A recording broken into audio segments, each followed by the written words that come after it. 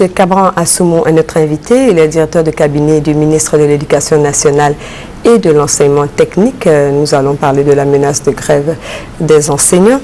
Hier, le CNESI a levé la mesure de rétention des notes d'évaluation des élèves. Est-ce que cette déclaration a été suivie des faits, monsieur le directeur de cabinet? Et est-ce que les élèves ont commencé à recevoir leurs notes? Merci, madame. Effectivement, suite à la médiation initiée par les parents d'élèves, par les chefs traditionnels et les guides religieux, hier, le CNESI a levé son mot d'ordre de rétention des notes. C'est hier que ça s'est fait. Et je pense qu'aujourd'hui, c'est trop juste pour que nous puissions avoir les effets. Mais les échos qui nous parviennent de l'intérieur du pays nous permettent d'être sereins parce que cette situation est réglée. Certains syndicats rejettent la proposition du gouvernement. Quels sont véritablement les points d'achoppement, monsieur le directeur de cabinet? Alors, vous me permettez de rappeler rapidement les différents problèmes soulevés par les syndicats. En réalité, il y a 4 problèmes, dont 3 concernent l'enseignement primaire.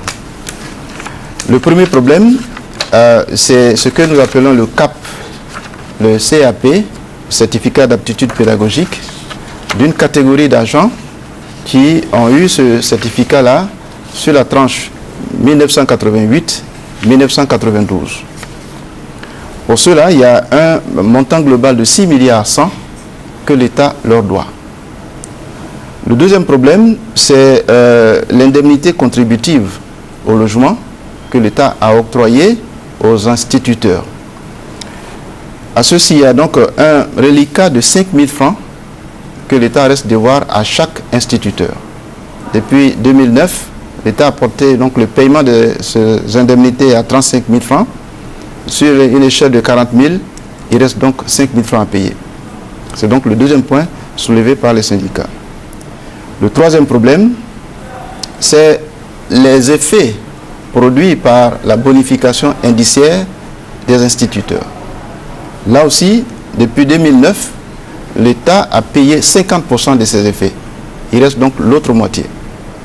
Et enfin, le dernier problème qui concerne le secondaire, c'est issu donc du reclassement que nous avons eu dans ce secteur-là, qui permet aussi d'une bonification de salaire à hauteur de... Il réclame les effets financiers du reclassement. Il réclame donc les effets financiers. J'indique que 50% de ces effets-là ont été déjà payés, il reste donc la moitié. Alors, sur l'ensemble des questions, le gouvernement a fait des propositions. Compte tenu de la situation du pays, sur le CAP 98 à 92, il y a un échéancier qui a été conclu avec les syndicats eux-mêmes. L'échéancier indique qu'en 2012, le tiers devait être payé. En 2013, l'autre tiers va être payé et ça va être soldé en 2014. En juillet 2012, l'État a versé les 2 milliards prévus. On attend donc 2013 pour payer le deuxième tiers. Sur l'indemnité contributive au logement, l'État propose de payer les 5 000 francs restants dès janvier 2013. Janvier 2013. Sur les effets de la bonification indiciaire concernant le salaire des instituteurs, l'État propose que dès mars 2013, qu'on paye la moitié de ce que l'État leur reste devoir, pour porter donc ce qui a été payé à 75%. C'est pareil aussi pour le secondaire, 75% également.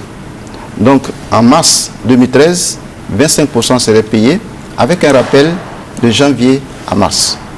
Voici donc les propositions que l'État a eu à faire. Mais toutes ces revendications mises bout à bout s'élèvent à combien? Parce qu'il y a beaucoup de chiffres qui sont avancés. Oui, toutes les revendications s'élèvent à 207 milliards 600 millions. 207 milliards 600 millions. Et l'État estime que, vu la situation du pays, il faut aller de façon progressive. Donc on avait déjà payé 50% en 2009. En 2013, on paye encore 25% pour porter à 75%. Et en 2014, on paye les 100%. Ce sont les propositions que l'État a eu à faire. Mais où en sont les négociations avec les syndicats?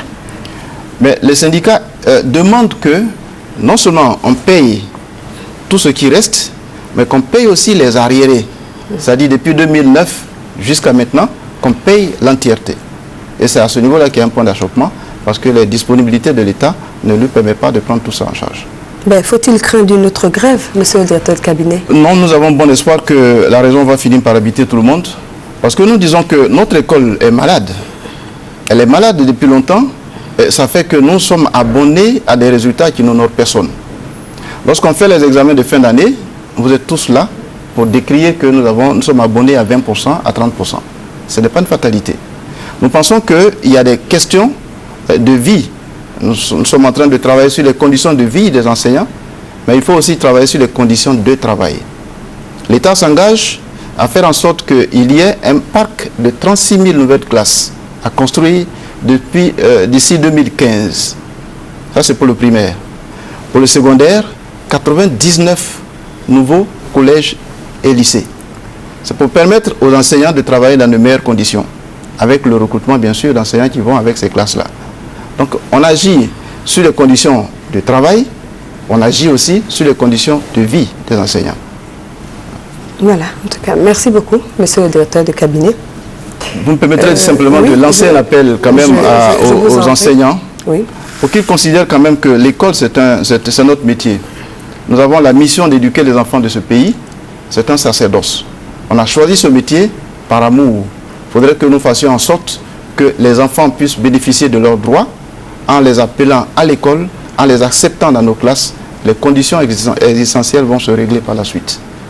Merci. Voilà, nous espérons que votre appel sera entendu. En tout cas, merci d'avoir accepté notre invitation.